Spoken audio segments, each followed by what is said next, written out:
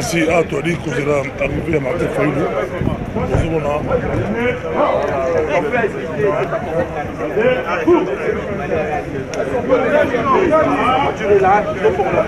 Donc, on dit que vous êtes à Martin Fayulu à Soko Makanate.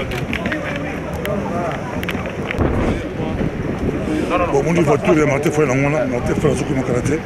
Donc, arrivé à Martin Fayulu, président. Ça c'est l'arrivée, il y a Martin Fayulu à Otokoma.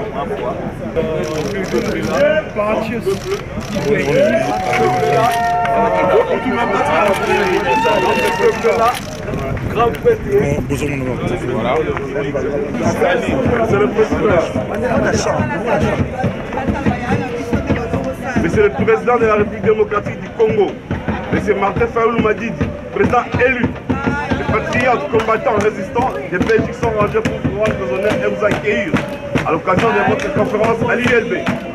Je vous invite à passer le tour en revue.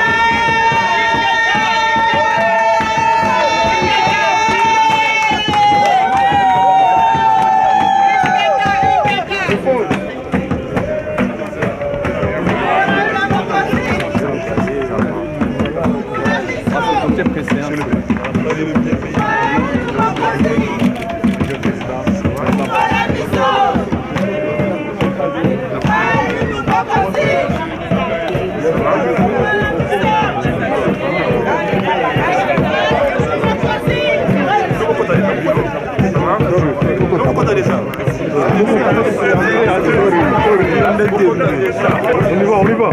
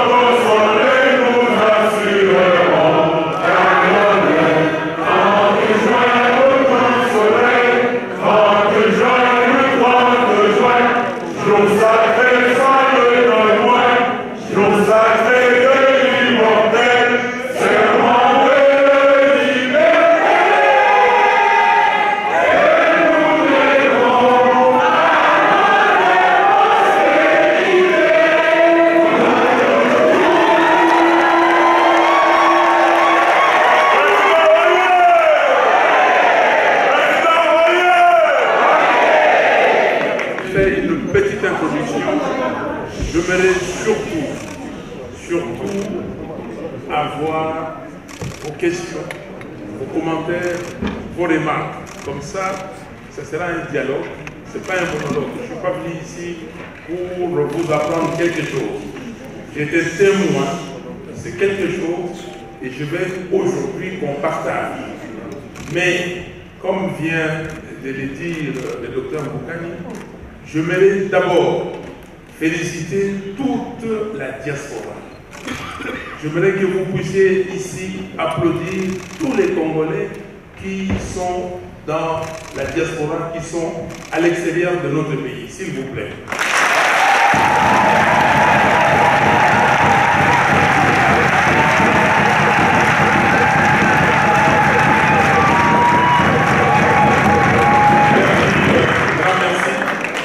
Grand merci parce que ce qui se fait au Congo, c'est aussi grâce à eux. Au Congo, l'État a démissionné, totalement démissionné. Et c'est les Congolais, surtout de la diaspora, qui prennent cette place-là. C'est vous qui envoyez des milliards de dollars au Congo chaque année. Votre contribution représente plus que le budget de l'État. Et ça, il faut vous remercier. Le peuple congolais a dit, nous voulons le changement. Plus que le changement, nous voulons une alternative crédible. Et pour cela, vous, leaders qui étaient hier dans l'opposition, mettez-vous ensemble. Donnez-nous un candidat commun. Et ça, nous avons fait, et à chaque fois que je dirai les noms de mes amis leaders de l'avocat, je voudrais que vous applaudissiez. Nous l'avons fait avec Jean-Pierre Bemba Kombo.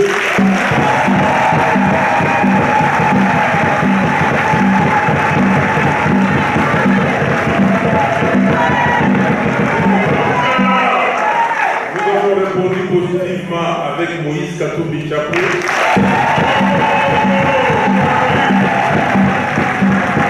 Nous l'avons fait avec l'ancien Premier ministre Adolphe Muzito.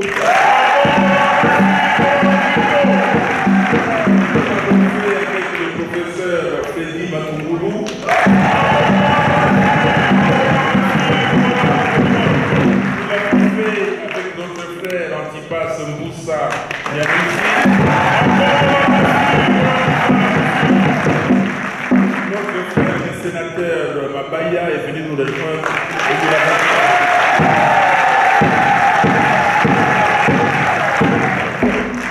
Malheureusement, comme vous le savez, après le 11 novembre à Genève, parce qu'on était à 7 d'abord, et il y a 2 amis qui nous ont quittés. Et si nous avons une crise post-électorale, c'est à cause de ces comportements irresponsables.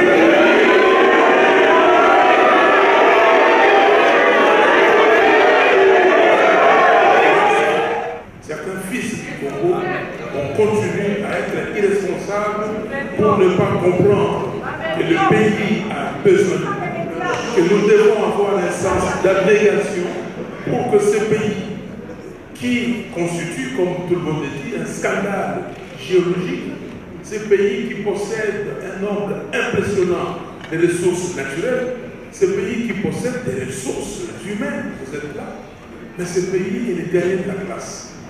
C'est le pays le dernier du monde. Les Congolais ne vivent pas correctement. Les Congolais sont aujourd'hui comme des enfants qui n'ont pas de parents. Comme des animaux. Mais Dieu nous a tout donné. Nous avons eu les élections de 2006. Vous savez tous, à l'élection présidentielle, Jean-Pierre Bemba Kombo a gagné. Mais on a proclamé Monsieur Kabila. Tout le monde entier, tout le monde a dit, voilà, laissez, ce n'est qu'un processus et la démocratie, ce n'est pas un processus instantané, il faut aller pas à pas. Kabila et son équipe considèrent que c'était un grand danger, il fallait changer l'article 71 de la Constitution. L'article 71 de la Constitution qui instituait donc 2 tours pour la présidentielle. Premier tour, tout le monde se présente. Au deuxième tour, les deux candidats arrivés en ordre utile s'affrontent. Et il a évité de tout sauf Kabila. Et d'une façon arrachée, d'une manière truquée, le Sénat du Congo a changé cet article 71. Cette question qui n'était pas reprise dans la convocation de la session extraordinaire du Sénat, et le Sénat a abordé la question en violant son règlement intérieur. On a institué, et le 11 janvier 2011, on a adopté, on a changé cet article pour dire que l'élection présidentielle s'est faite en un tour, et le 20, on a promulgué la loi. Malgré cela, le président Tshisekedi a gagné cette élection. Mais on a proclamé Kabila. Et le président Tshisekedi n'a jamais reconnu Kabila comme président. Il n'a jamais reconnu ses résultats. Et j'étais député, et tout au long de cette mandature, je n'ai jamais considéré M. Kabila comme président de la République. Je n'ai jamais considéré.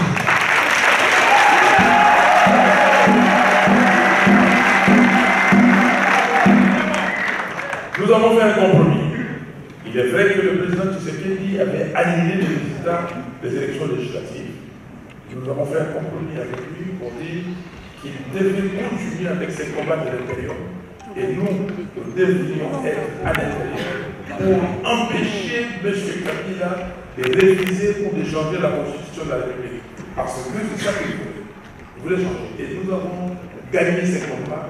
On l'a empêché de changer la Constitution, on l'a empêché de réviser la Constitution.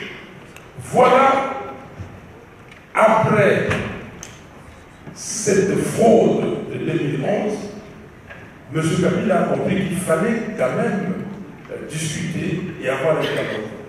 Et nous avons dit, pas de dialogue selon M. Kabila, oui, avec le dialogue selon la résolution 2277 du Conseil de sécurité des Nations Unies. Il a fait des tentatives, il n'a pas réussi. Je vous passe les épisodes que vous connaissez. Et nous sommes arrivés au dialogue de la CENCO. Ce dialogue qui a été convoqué selon la résolution 2277 du Conseil de sécurité des Nations Unies. Le dialogue a pris des décisions. Et ce dialogue a pris des recommandations que nous devons tous appliquer. M. Kabila, profitant de la mort du président Tshisekedi, il est passé outre ces recommandations et il a fait autre chose. Mais, malgré cela, nous sommes arrivés aux élections. Pour arriver aux élections, plusieurs étapes. Je vous donne seulement deux.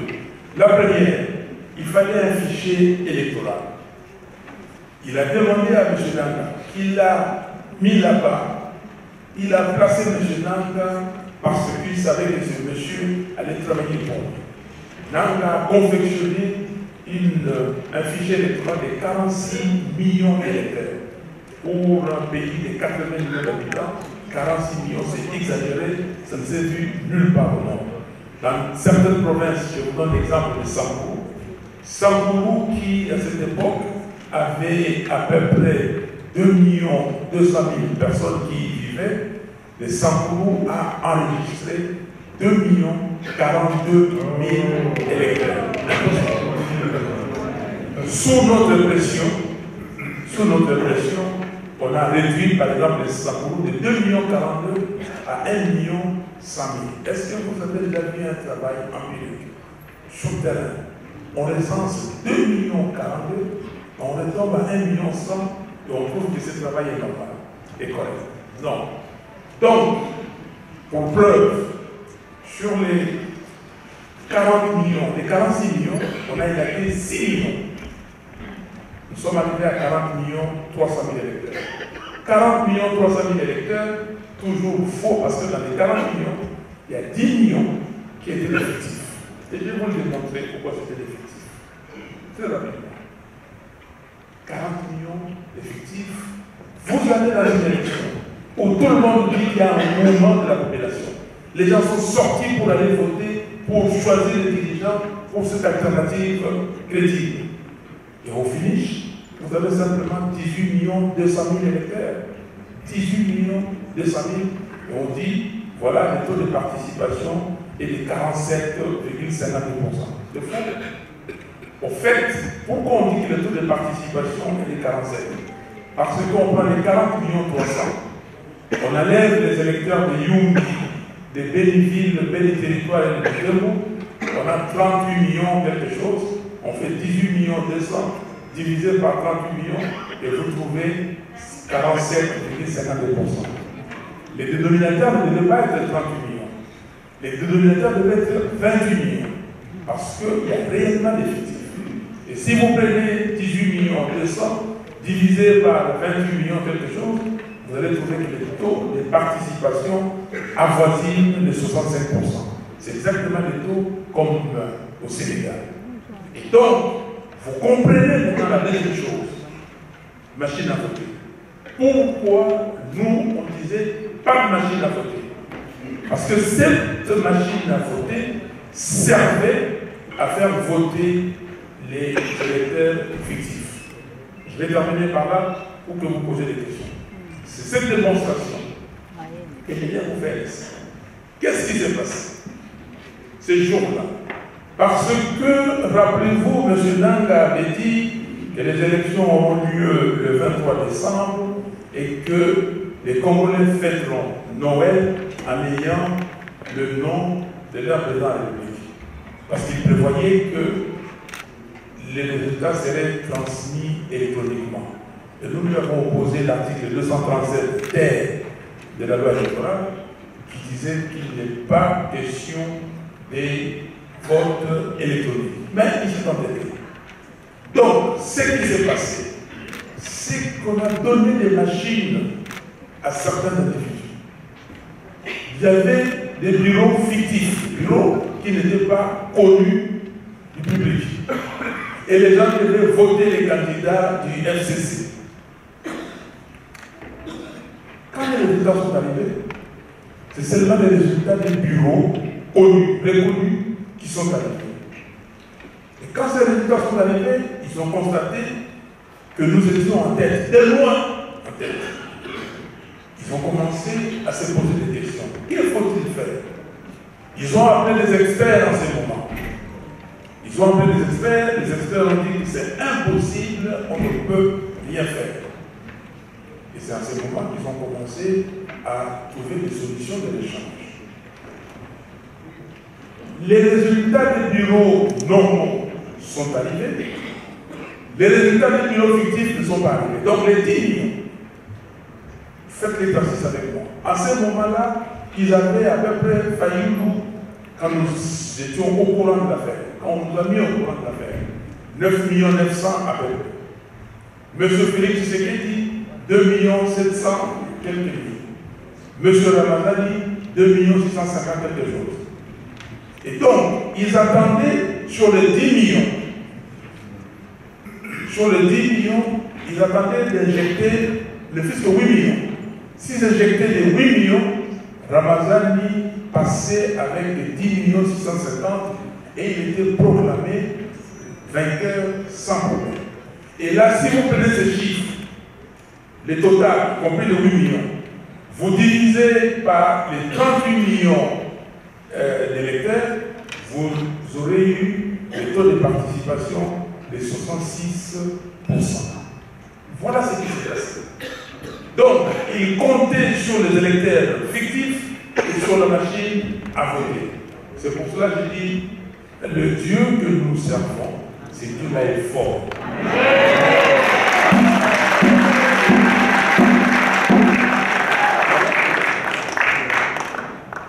Et ce Dieu-là est fort et ce Dieu-là a empêché que les 10 millions soient transférés.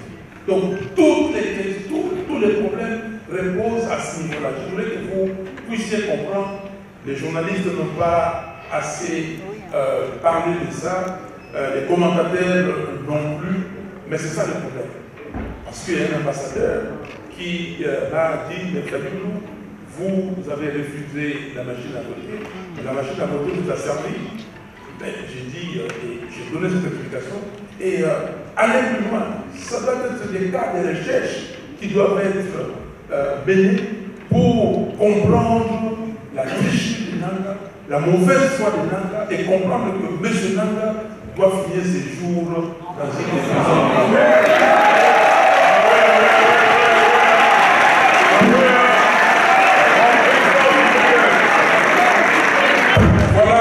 Chers frères et sœurs, chers amis, la situation, voilà ce qui s'est passé au Congo pour que M. Nanga puisse fabriquer les résultats. Quand M. Kabila a vu les résultats qu'on lui a donnés, et ils se sont mis à vouloir fabriquer d'autres résultats, et dans ces cadres-là, ils ont été voir Félix Tshisekedi pour nous faire un arrangement, s'il vous plaît, pour faire un arrangement. Mais malheureusement, eux-mêmes, les gens de leur camp sont venus ou sont partis voir les autres, ils sont même venus me voir pour dire que c'est vous qui avez gagné, tout le monde le sait, j'ai recevé des coups de fil, tout le monde, et l'Église catholique l'a fait. Les ambassadeurs, aucun ambassadeur qui est au Congo qui n'était pas au courant des résultats, parce que heureusement la conférence épiscopale nationale du Congo avait observé les élections et avait donné les chiffres. Je m'arrête là, je vous ai donné la situation, vous connaissez la suite. La suite, M. Kabila et M. Tshisekedi ont signé un accord secret, sous sein privé, pour que M. Kabila continue à diriger ce pays sous le masque Tshisekedi. Jamais. Est-ce que les Congolais doivent accepter cette situation?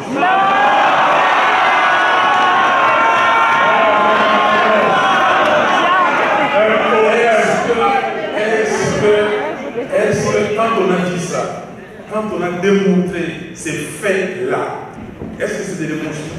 Non. Alors, maintenant la question qu'on doit se poser, parce que nos enfants, nos petits-enfants vont nous demander, nous vivons dans un monde où on nous a appris les valeurs d'humanisme, les valeurs judéo-chrétiennes. Et aujourd'hui, la démocratie, on nous a appris que c'est 50 plus 1. La démocratie, c'est la règle de la majorité, parce que si vous dites que bon, voilà, c'est lui qui arrive en tête, c'est lui qui gagne. C'est la démocratie. Aujourd'hui, est-ce que les règles de la démocratie ont changé? Non. Est-ce qu'on joue à qui perd gagne? Non. Chers frères et sœurs, là, je m'adresse à vous. Après avoir traficoté, après avoir fabriqué les résultats, le régime de Kabila a voulu aller plus loin. Et ça, je m'insurge contre ces comportements. Aller plus loin, à créer quelque chose qui n'existe pas au Congo, à rééditer l'exploit que nous avons, l'exploit, je ne sais pas si c'est l'exploit, mais ce que nous avons vécu dans les années 90, où nos frères et sœurs du Kassai qui étaient au Katanga, on les a tués, chassés. Il y en a qui ont pris des trains, les trains ont déraillé en cours de route, il y a eu des morts. Je ne sais pas si vous avez oublié. Et on a voulu, et là maintenant, rééditer la même chose. Les 10, quand on a publié les résultats, les habitants des Kikwit sont sortis. Parce que la communauté internationale, j'ai entendu les gens dire, voilà pourquoi les gens ne sont pas partis revendiquer, les gens ne sont pas sortis, donc ils étaient contents. À Kikwit, les gens sont sortis. Mais le général de là est sorti à tuer, à bon comprendre. avec son équipe, ils ont tué les gens. Et pour masquer cela, ils ont dit non, non, non, c'est un problème entre communautés. C'est un problème entre tribus. Nous avons eu des gens à Kikwit, nous avons même eu des gens à Kinshasa, y compris la police, des gens qui sont venus nous dire allez-y vite à Kikwit, calmez les gens, parce que il y aura des catombes. Il y aura des gens qui vont s'éliminer, vont se tuer. Je dis mais comment? Depuis quand? Heureusement, on n'a pas cédé à ces chantages. Notamment le Premier ministre Moussiki et moi-même. On n'a pas cédé, on a dit mais on va aller faire quoi? C'est quoi? Moi, Fayoulou, je suis né à Kinshasa. J'ai grandi à Kinshasa. Le jour où j'ai mis les pieds dans l'avion pour aller ailleurs, c'était à venir dans l'Europe pour étudier. Je ne connais pas cette affaire d'électribalisme. Mes amis, si vous voulez.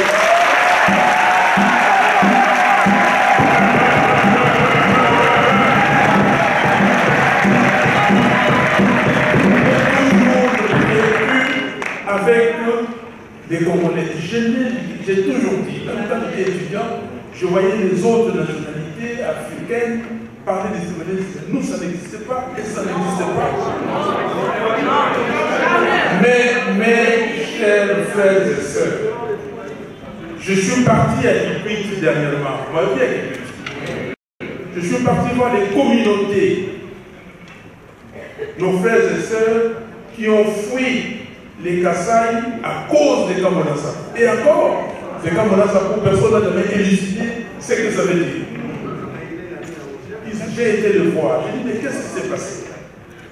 Mais ils m'ont dit qu'il n'y a rien. J'ai dit, mais comment rien? On m'a dit qu'on a tué certains frères, certaines sœurs du Kassai. Ils ont dit, non. Comment? On a été regarder les gens qui ont été tués. Aucun ressortissant du Kassai. Aucun. Nous avons continué, nous sommes allés plus loin. Plus loin, on a vu les familles des victimes. Et les familles des victimes nous ont expliqué ce qui s'est passé. C'est pour cela. Je demande à la presse internationale, je demande aux ONG internationales que cette affaire de Kikwit, il faut approfondir les enquêtes et nous dire exactement ce qui s'est passé. Et qui en était l'auteur intellectuel? Ah oui, hein? Qui a demandé à ces généraux d'aller tuer? Parce que ce qu'on voulait, on voulait créer la cacophonie, créer la zizanie, créer le désordre pour que Kabila dise non, voilà, il y a des désordres et je récupère le pouvoir. Et mettre ça sur la tête des Fayoulou. Dieu merci, ils n'ont pas vu. Voilà, chers frères et sœurs, nous, il est dit dans notre nationale, nous avons des sorts communs. Vous connaissez notre sort? Et ce qui me plaît, je dis quand je vis ici, je vous vois comment vous m'accueillez. Quand je vais à Boutembo, je vois les frères et sœurs, je vois des mamans qui pleurent, à Beni, à Boma, à Goma, partout. Je me dis, Dieu merci. Les Congolais qui est à Kasumbalesa, il dit que celui qui est à Mwanda et celui qui est à Goma, c'est son frère, c'est sa sœur.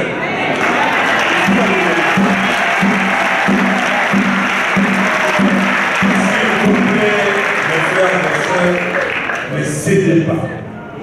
Ne cédez pas à cette provocation, à ces pièges de soi-disant tribalisme. Ne cédez pas, parce que nous ne sommes pas comme ça. Je crois que nous sommes d'accord. Merci beaucoup.